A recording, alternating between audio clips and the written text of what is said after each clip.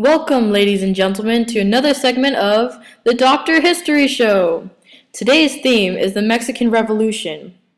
Joining us today are Madero, Diaz, Villa, and Zapata, all very important leaders. But who was the most influential? Well, we'll find out just that, won't we? Well, we all know those guys don't play nice, so we'll just have to hear their stories individually. Don't want to start up another revolution now, do we?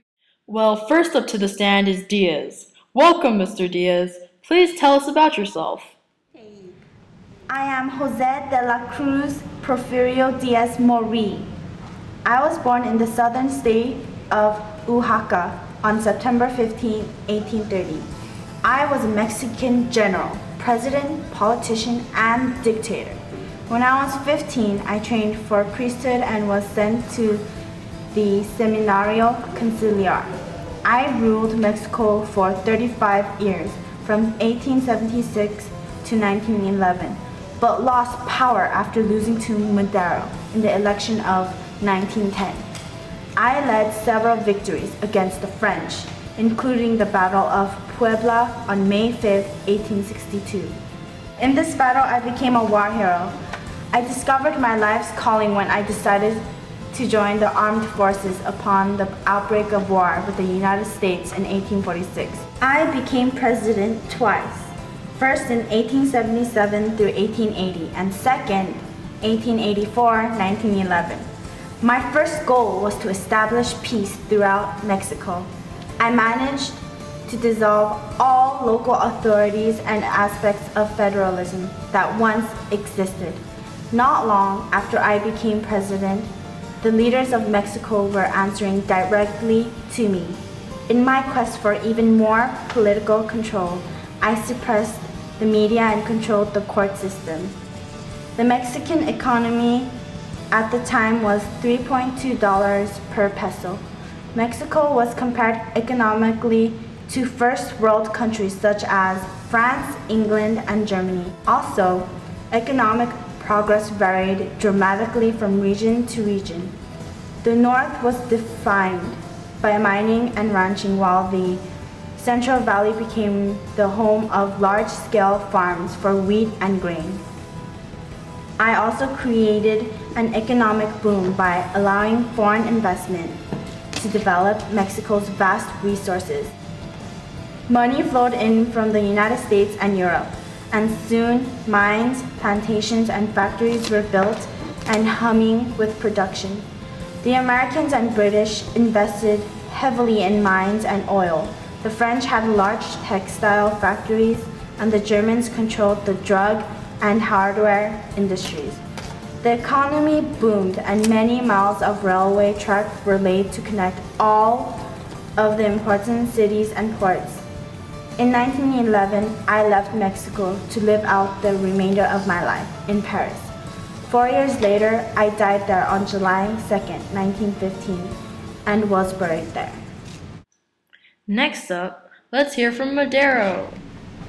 I was a reformist politician who organized the anti-re-electionist party when Diaz declared that he would run for re-election in 1910. In the early 1900s, unrest among Mexican citizens began to build, eventually transitioning into protests.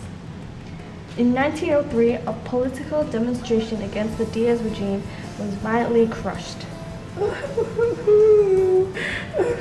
This encouraged me to oppose Diaz. However, I had to overcome some image problems in the macho world of Mexican politics. I have to admit, I had a small stature and a high-pitched voice. As a devout vegetarian and teetotaler, I followed homeopathy and spiritualism and channeled the spirit of former Mexican President Benito Juarez. I eventually won the election of 1910 and successfully removed dictator Porfirio Diaz from office in Mexico. Although I won, I was unprepared for the demands of the office. The next 15 months proved difficult, with serious political opposition from remnants of the old guard regime and the military. Politically naive, I couldn't meld democratic ideas with old guard politics. A power struggle ensued between the military and I. By early 1913, Commanding General Victoriano Huerta had turned against me and conspired with Felix Diaz, U.S. Ambassador Henry Lane Wilson, and Bernardo Reyes to overthrow me. I was arrested on February 18, 1913 and was executed 4 days later.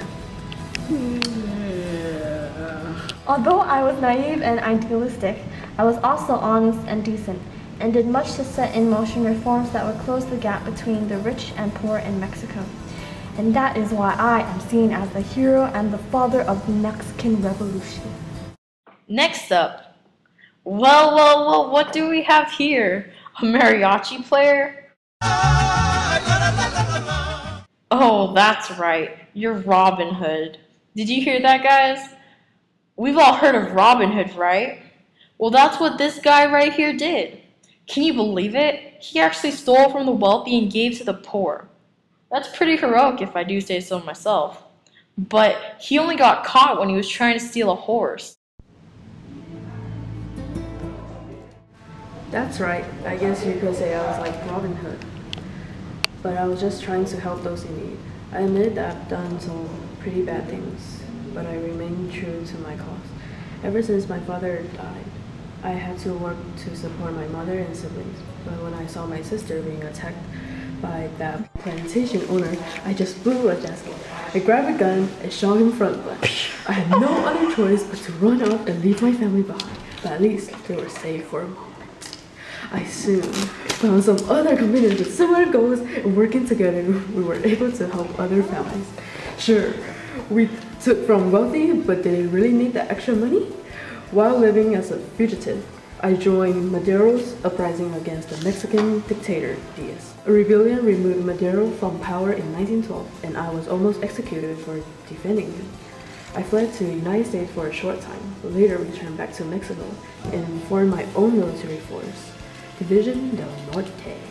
For a number of years, I was involved in a series of clashes with other military groups and even fought against U.S. troops from 1916 to 1917. The United States sent troops to catch me, but they never caught me. Ha ha ha ha. In 1920, I came to an agreement with Adolfo de la Huerta, the Mexican leader, which pardoned me for my actions in return of putting an end to my independent military activities. 3 years later, I was assassinated on June 20, 1923.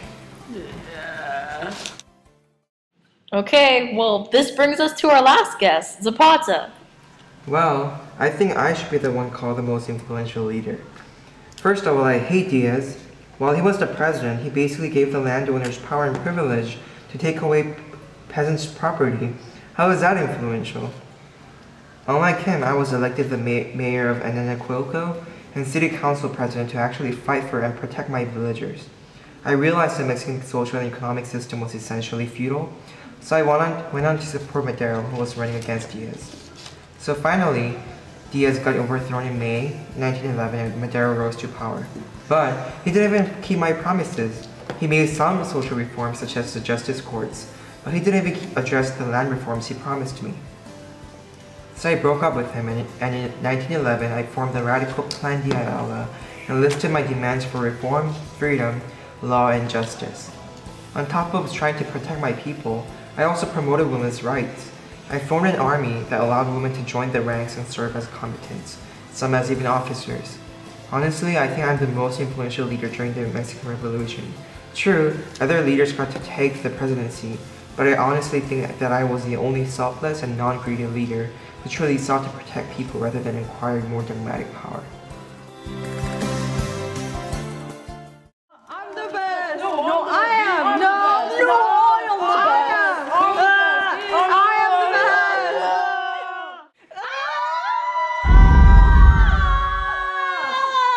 Alright, you guys, calm down. Let's try to settle this like grown men.